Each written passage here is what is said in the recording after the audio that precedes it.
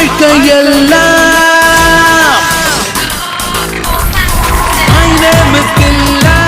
வாழ்க்கையெல்லாம் நானும் பார்க்காத ஆளில்ல போகாத ஊரில்ல ஐயா